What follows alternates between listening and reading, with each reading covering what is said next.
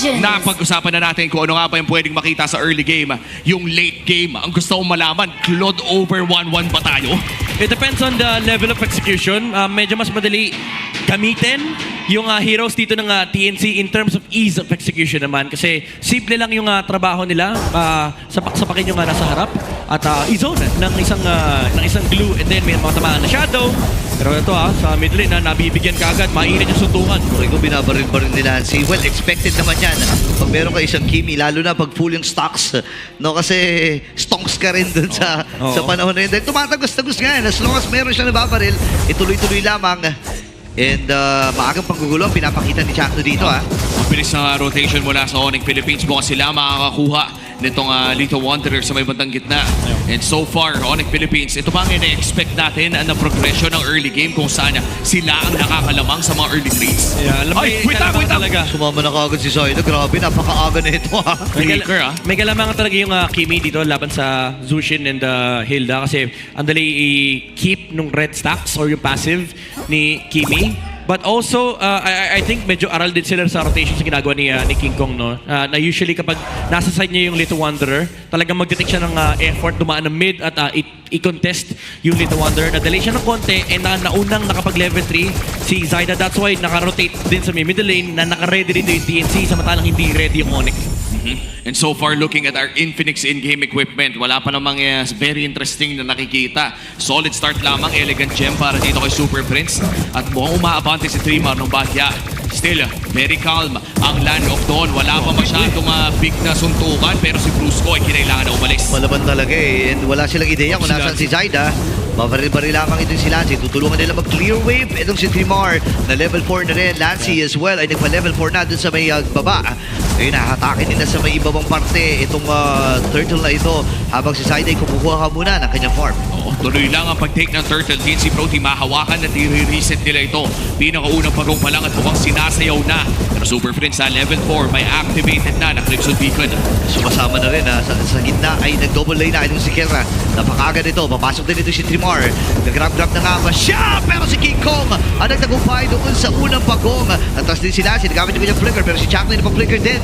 Nakasanib ito si Trimar. Pero dahil nga bumaba na siya, pagtutulong-tulungan siya. Flicker. Ang daming na gamit na flicker doon. Yeah. Tapang ni Kurt tsaka ni Super Prince talagang gamit na gamit yung madayang combo ng Zushin tsaka Phoebus. Parang ayaw talaga magpalaro sa hindi nilang nabuhay yung mga hero sa Land of Dawn. But also for TNC, nahirapan din talaga si Trimar and si Lancy i-maintain yung kanilang frontline for the Hayabusa to actually find something in the turtle pit. And medyo naging indecisive din honestly yung TNC if they really wanted to commit or not. And because of that, Onyx was able to find the space to let King Kong take the turtle. And malaking bakit ito para sa kanila kasi again, ito yung tulay nila papunta sa late game. Oo, tsaka parang nagbibigayan tong dalawang teams na to in a way na may mga nasasaktan pero laging walang namamatay. In fact, magti 3 minutes nagpas na tayo, wala pa rin tayo nakikitang first blood. Ang first turtle ay napunta lamang sa side ng Onyx Philippines. But in terms of farming, parang nakakalamang na nga talaga ang Onyx dito. Going around the 801k mark.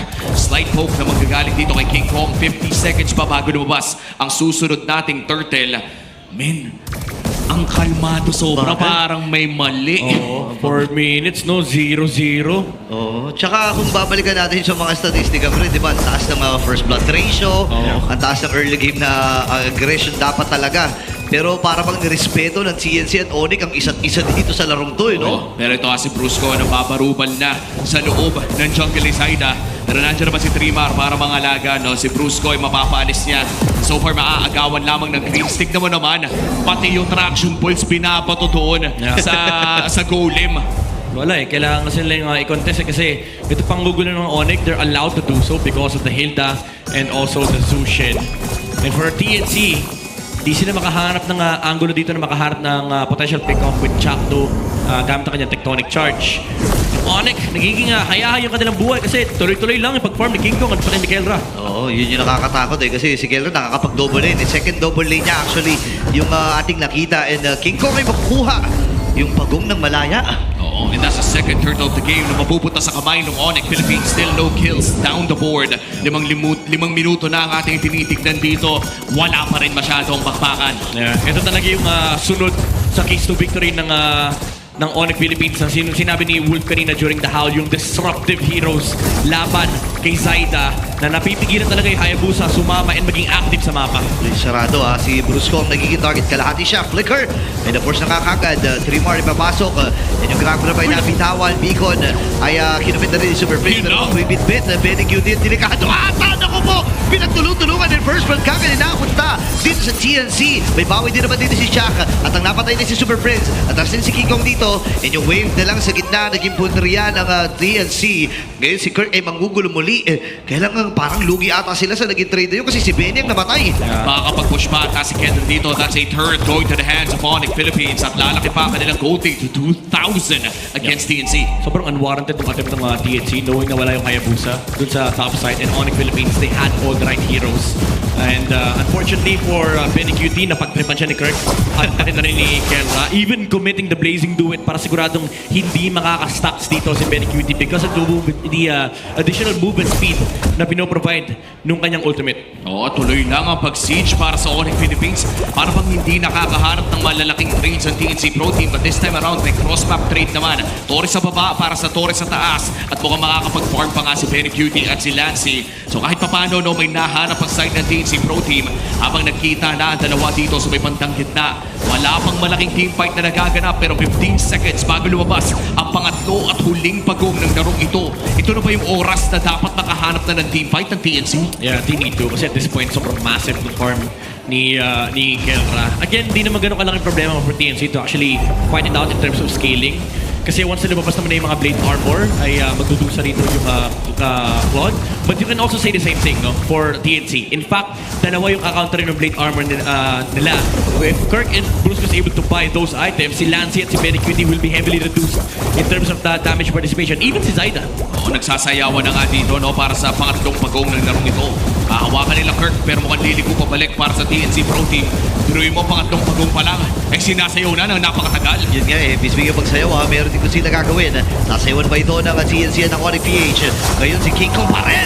Anang tagumpay sa pagong. Biko naman ay nabitawan ni Super Prince. At nakuha pa sila ng kill. Si Jack ata magiging next. Mabibitin ba hindi? BMI ay nabitawan na rin dito ni Kelra. Habang sa may bandang itaas, may plano rin si Sides na i-flow na yung wave na iyon. Pero nandun yung Dark Wave din na isasagot dito ni Kirk. Habang nangyayari mga bagay na yun ay napasag na sa Torres sa gitna. At napakalaki ng growth ng gold lead mula sa exchange na yon from 2,000 to 4,000 at sisilipin na nga natin ang ating Infinix in-game equipment. Karamihan ng pera ay nasa kamay ni King Kong.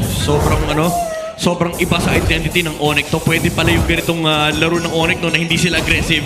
Tahimik lang, slow burn, macro lang yung laro ng Onyx Philippines dito. And rightfully so kasi upper bracket slot ang pinaglalaban mo. You take it slow and you take it the guaranteed way. Okay, hindi niya pa nakuha. Hindi nakuha ni Shiny yung kanyang purple. Pero nakasanip namin yung grab. Kirk dito ay tumatalon sa build na likod. May ibig na do it. And yung Purify nagamit na. At si Bruce Gamba ng buhay. Biko naman may Super Prince. At Saida ay namatay sa kamay dito ni King Kong. Apat ang miyembro na naman dito na para sa TNC. May mga recalls din na binibitawan. Dito si King Kong at ang buong kupunan ng Onyx ay malaya na atang makukuha yung Torres ay may bandang gitna. Kulang pa ata ang damage si Kuya Benny Cutie dito. Wala pa sa punto TNC Pro Team na kaya nilang tumimfight.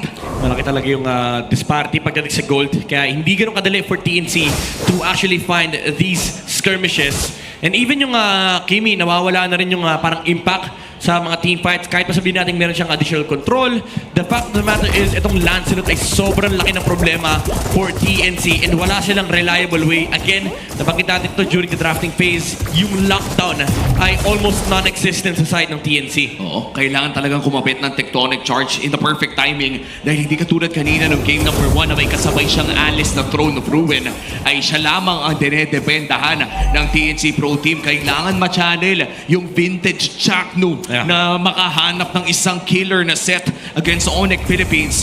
Pero sadly, napaka-disiplinado ng Onyx Philippines if you are TNC Pro Team. Tignan mo naman, covering all bases. At dahil dyan, libre ang kanilang Lord at mukhang may turn pa na gagawin dito sa may bandang topside. Wala na, iniiwan na nila si King Kong. Kaya ko na yan, King. Dito kami sa may top lane. Ang laki kasi nung lead nila, men, 7,000.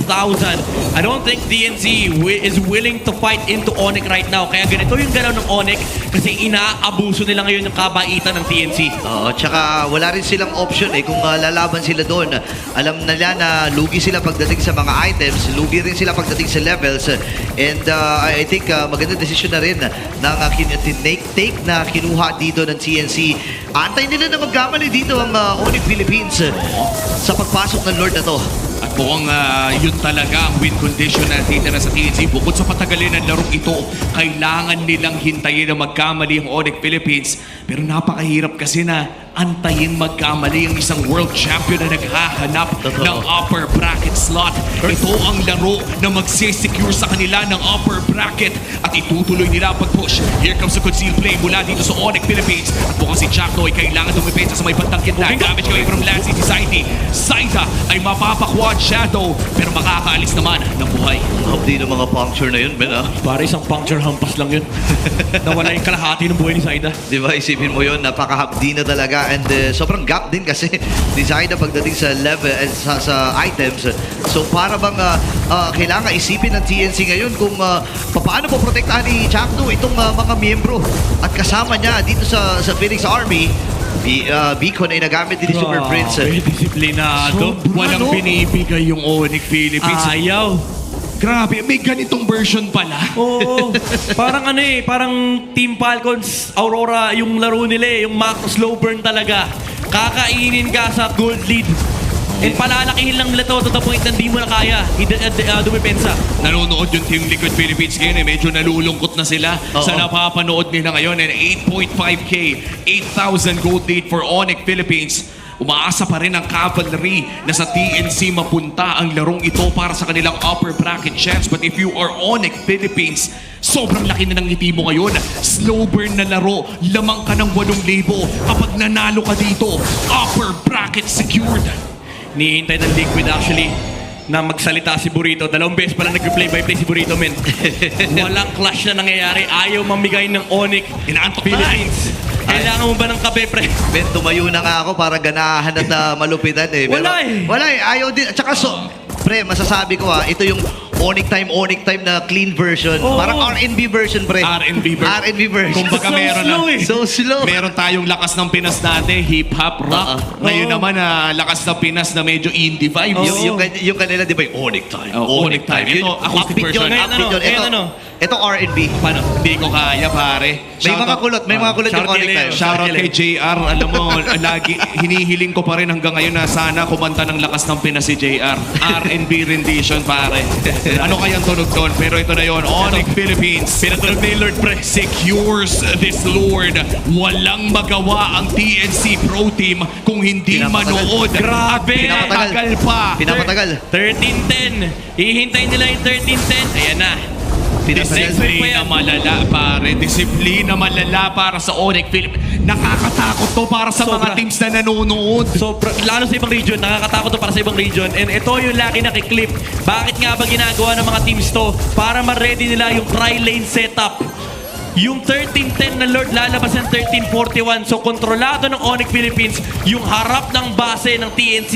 Ito yung sinasabi ni Kim Chu, bawal lumabas. Bawal talagang lumabas dito if you're TNC Pro Team. Biruin mo kahit lumabas ka pre, wala nang natitira para sa'yo. Kinain na lahat ng Onyx Philippines. At miracle set na lang talaga ni Chakno yung inaabangan ng TNC Pro Team. Kailangan ma-channel ng TNC. Kailangan ma-channel ni Chakno ang vintage Chakno setup. Pero ito na ang Onyx Philippines na gutom para sa kanilang upper bracket slot. Ben, ang kapal ng mga wave, kung sino ay nabitawan na Brusco, ay lalayo na rin. Same with Kera with the BMI. Ngayon naman, ay Torre lang ang nagiging target dito ng Onyx Philippines. Mababasag na rin natin yung top lane. Retribution din nagamit ni Zaida. Wait lang, si Kirk dito ay tumatahi. Ngayon naman ay si Lancy ay focus lamang dun sa mga catapult. Malinis natin trabaho ng TNC, mga wave na kasama ng Onyx. Pero may round number 2 pa ata. Grabe, disiplinado talaga. Pero may Lord, tama ka, may Lord Wave pa. Magmamarcha sa may itaas at sa ibaba. Nakatingin si King Gom sa orange pa. Pwede siya pumasok actually dito sa loob ng base ng TNC. Pero parang gusto nilang relax muna. Oo, yun. Oh, ita nga pumasok ata. At masyado malalim si Brusco. Flicker ay na-force na rin. Pero si Kiko ay tatahi. Magkakasama at kumpulan ang CNC Pro Team. Ito yung Tornos. And passive execution. At si Super Prince. Nagamit na rin yung kanyang beacon.